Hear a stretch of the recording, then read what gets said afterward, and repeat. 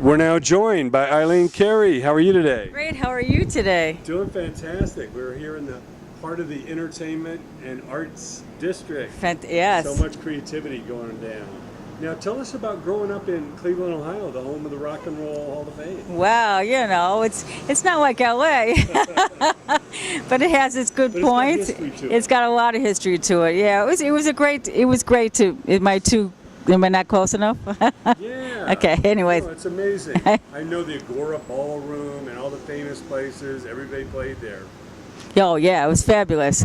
But it was good. It was good growing up as a child there, you know, and I learned a lot about music over there in Ohio. You know, learned about the pop music and the rock music and the R&B music and you know the Pretenders and Devo and you know it was pretty interesting. I mean, they're all from there. Yeah, totally. People come from Ohio. Now, what was like the first big show? You go to like an arena show or a big theater and see a show that just blew your mind and convinced you that this is what you had to do? I saw David Bowie. That was a pretty interesting show. What year was that? Oh, I can't remember the year, but it was 70s or 80s? it was in the 80s. Okay. And it was pretty interesting. Like Let's Dance period, somewhere in that. It was pretty interesting. You know, the visual stuff alone was just pretty interesting. Was it the tour where Peter Frampton was playing guitar? You know, I don't remember. I'll remember I was sitting in the third row. Third row? Third row. Boy, you'd think you'd recognize Peter Frampton. Well, you know what I know. But and the costumes and the music and the voice and the whole light show. Yeah, it was really cool. The original Chameleon. Before Yeah. Madonna, before Gaga, before any of them. Oh yeah, he was excellent. I mean, totally. Yeah, a whole nother level.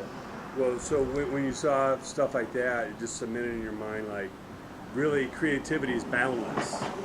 Whatever you can think and dream, you can possibly do. Yeah, when you look at that type of a vision, you'd have to because, I mean, the costumes alone, I mean, even if I didn't even want to become a performer, I could make costumes and put makeup on somebody, you know. You think about all the, absolutely, you know. So, but of course I fell in love with the music and there was no turning back, you know. Yeah. It was always in there somewhere. As far as country music go, who were your go-to artists?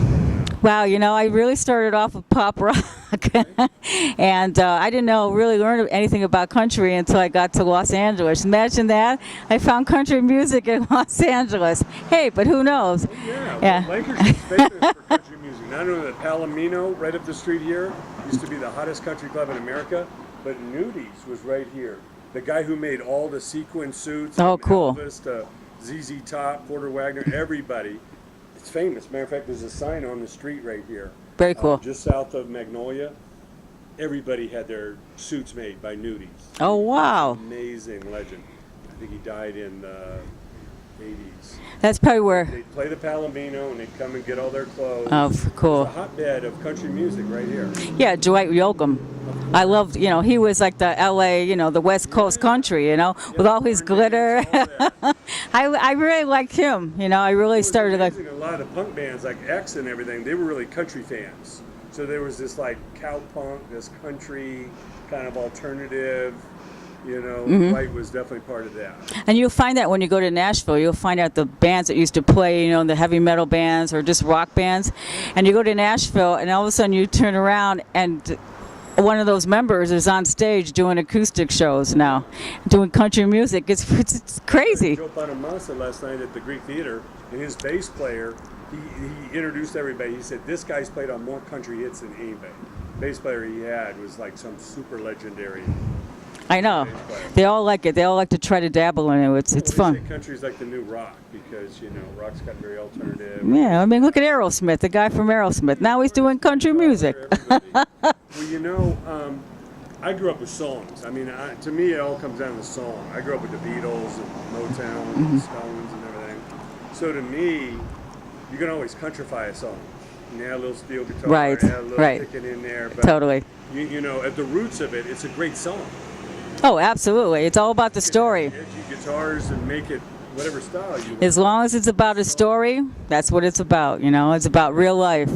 And you can't beat that. I mean, it's nothing phony about real life, you know. How have you developed your songwriting craft? Are there people you look to, or tutorials, or do you watch interviews? How do you learn more about how to kind of grow your? Oh, how to do my craft? Keep expanding it. Well, I did a lot of, writing classes, but, one of my favorite writers is Diane Warren, and I kind of try to match, try to match her a little bit, but she's amazing. She's amazing. Nice. Yes, yeah, totally. But I write everything around me, nothing really too much about me, but everything that I see around me or hear, sometimes I'll be listening to somebody in a conversation and going, wow, I could write a song about that conversation, but That's the best one. It's about real life. Yeah. It's about like the other side of the street, or that long road. And I like Keith Urban too. He's like, if you want to, he's my country guy that I really enjoy because he's very positive. I know he's very positive, and that's what I like about him.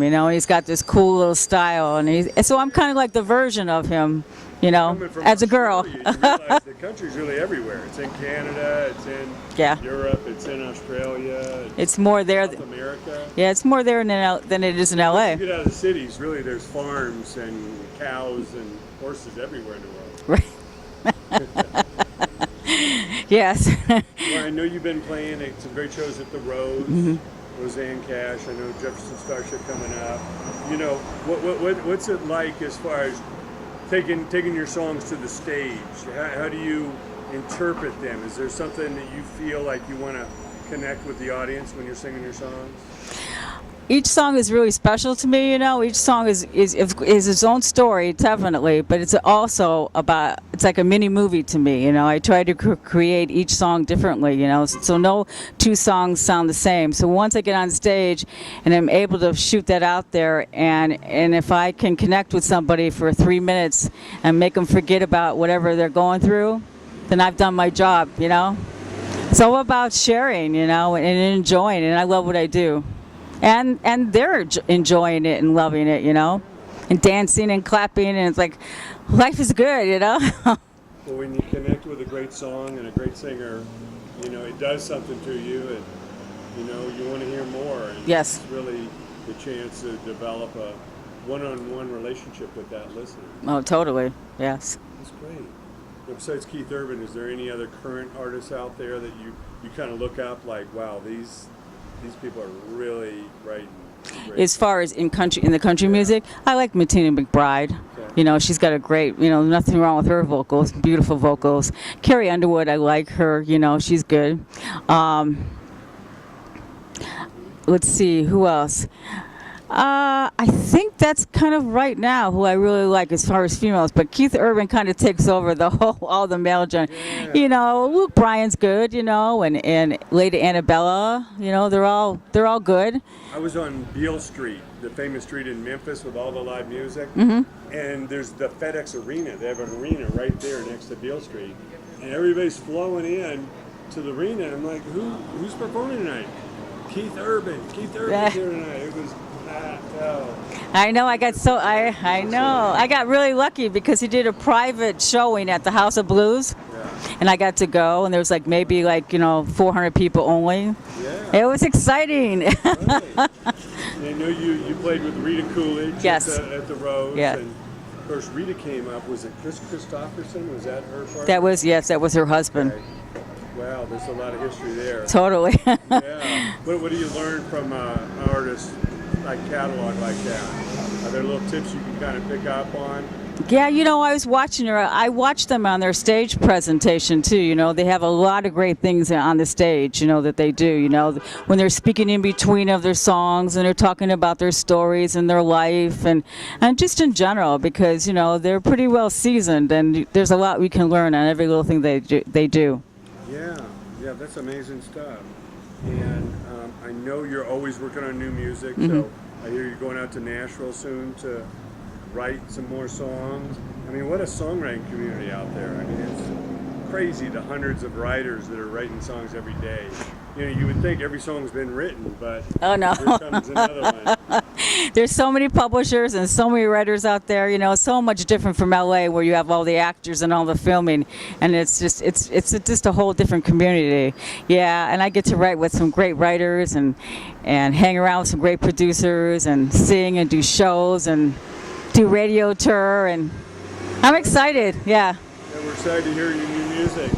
Hopefully we can share it with the Love My Country crowd. Oh, totally. Definitely. Now, as far as any kind of tips that you've gained, because obviously you're like a sponge, you're out there learning from others and everyday life.